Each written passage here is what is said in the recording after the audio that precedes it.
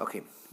L'objectif de l'item 2.2 bis, ce sera de travailler sur la stabilité des équations par addition respectivement par soustraction. On va essayer de la mettre en place tout doucement sans trop pousser. Et alors pour cela, on va commencer avec x plus 24 est égal à 118. Dans ce cadre-là, on va faire comme suit, on va le faire assez facilement. Mise en place de la balance. Ici, j'aurai mon inconnu. J'aurai 2 billets de 10, 2 billets de 2.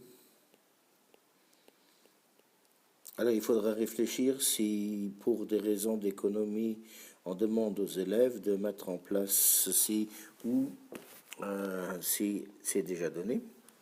Ensuite, pour résoudre cette équation-là, ce sera clair que si on veut isoler x, il faudra supprimer alors tout doucement cela.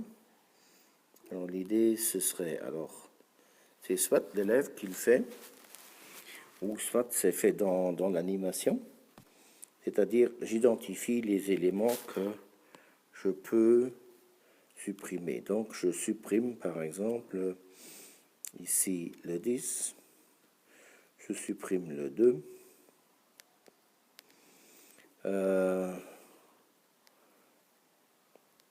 je en fais ici 2 fois 5 et j'élimine un 5.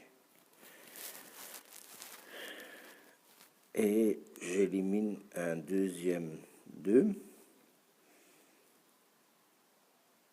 Donc, de sorte...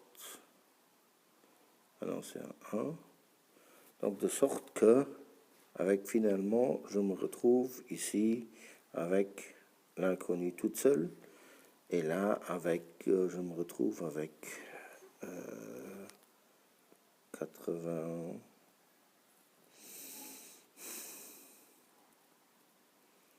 94. Voilà. Alors, de l'autre côté, il faudra, dans l'animation, alors, qu'est-ce qu'on a fait? Ben, on a retiré du plateau gauche, on a fait une soustraction de 24 dans les deux membres. Alors, je l'écris ici en dessous. Ici, j'ai fait moins 24. Et donc, ici, je me retrouve avec x qui est égal à 84. Toujours le contrôle, on remplace là-dedans. On trouve 118 est égal à 118. Alors, qu'est-ce qu'on a fait? On explique aux élèves que, comme sur la balance, on a essayé d'isoler l'inconnu dans un seul membre. Pour cela, on a cherché les valeurs, l'opération pour isoler l'inconnu dans ce style-là. Après, on leur demande, mais qu'est-ce qu'il faudra alors faire comme opération pour si j'ai x plus 118 est égal à 326. Alors, c'est évidemment une soustraction de. Qu'est-ce qu'il faut faire si j'ai x plus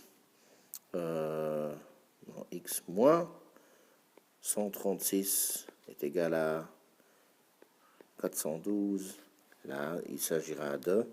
On va essayer de faire de quelque chose. Et ensuite, on demande aux élèves de faire des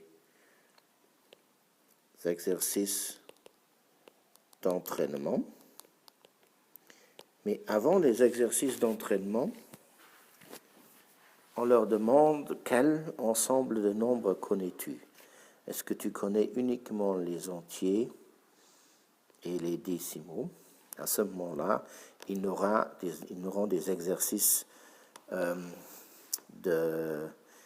qui se situeront justement dans l'ensemble des entiers naturels, respectivement des décimaux positifs, donc il faudra choisir les ensembles en conséquence, ou soit ils connaissent Z, donc les entiers relatifs, respectivement aussi les décimaux positifs et négatifs.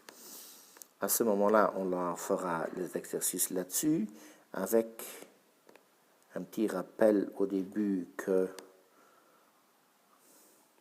x moins 3, c'est la même chose que x plus 3, que x plus moins 113, ça revient à moins x moins 113, donc faire ces rappels-là. Et où est-ce qu'il connaît les fractions? À ce moment-là, il faudra lui proposer des exercices avec les fractions et peut-être faire un petit rappel au début sur le dénominateur commun qui est nécessaire si je dois rajouter certainement là des fractions.